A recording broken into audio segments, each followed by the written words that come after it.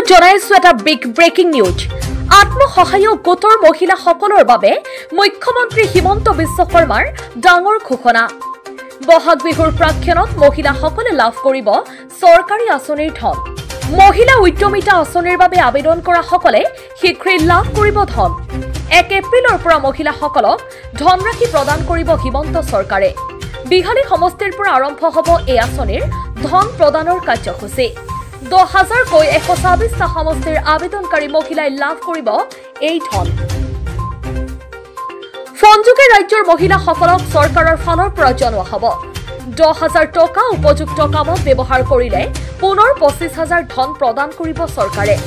জনসভাত মুখ্যমন্ত্ৰী হিমন্ত বিশ্ব শৰ্মাৰ ঘোষণা। আত্মসহায়ক গোটৰ মহিলাসকলৰ বাবে মুখ্যমন্ত্ৰী হিমন্ত বিশ্ব শৰ্মাৰ এই ঘোষণা। আহক মুখ্যমন্ত্ৰী হিমন্ত বিশ্ব শৰ্মাৰ কিছু মন্তব্য আছে শুনাই ল'ব বিচাৰিছো।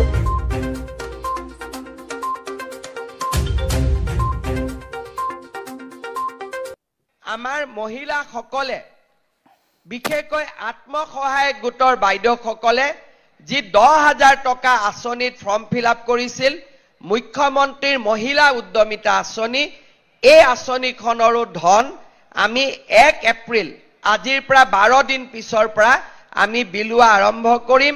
1 এপ্ৰিলত বিহালী সমষ্টিত আমি প্ৰথম 10,000 টকাটো দিয়া আৰম্ভ কৰিম। তাৰ পিছত এটা এটাকৈ 126টা সমষ্টিতে আমি এই ধন বিতৰণৰ কাম আমি হাতত ল'ম। আৰু যিসকল মহিলাই এই 10,000 টকাটো পোৱাৰ বাবে নিৰ্বাচিত হৈছে তেওঁলোকৰো নাম আমি 1 এপ্ৰিল তাৰিখে ঘোষণা কৰিম।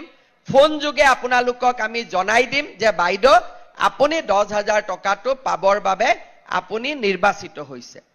এই 10,000 টকাটো পোৱাৰ পিছত যিসকলে এই 10,000 টকাটো ভালকৈ খৰচ কৰিব ভৱিষ্যতে তেওঁলোকক আমি আৰু 25,000 টকা বেংকৰ পৰা 12,500 চৰকাৰৰ পৰা 12,500 টকা দিয়াৰ আমি ব্যৱস্থা কৰিম। অৰ্থাৎ 2026 চনত আমি আৰু 25,000 টকা দিয়াৰ ব্যৱস্থা কৰিম। খালি চৰ্ত এটাই, প্ৰথম 10,000টো আমি কিবা এটা ব্যৱসায়ীৰ নামত তাঁতশালতে কৰিলো, মুৰ্গী পুহিলো, গাহৰি পুহিলো, প্ৰথম 10,000 টকাটো আমি ভাল কামত ব্যৱহাৰ কৰিব লাগিব।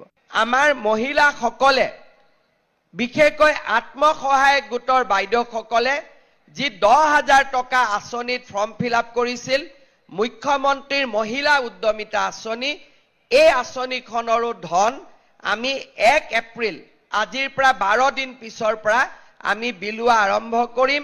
1 এপ্ৰিলত বিহালী সমষ্টিত আমি প্ৰথম 10,000 টকাটো দিয়া আৰম্ভ কৰিম। তাৰ পিছত এটা এটাকৈ 126টা সমষ্টিতে আমি এই ধন বিতৰণৰ কাম আমি হাতত ল'ম।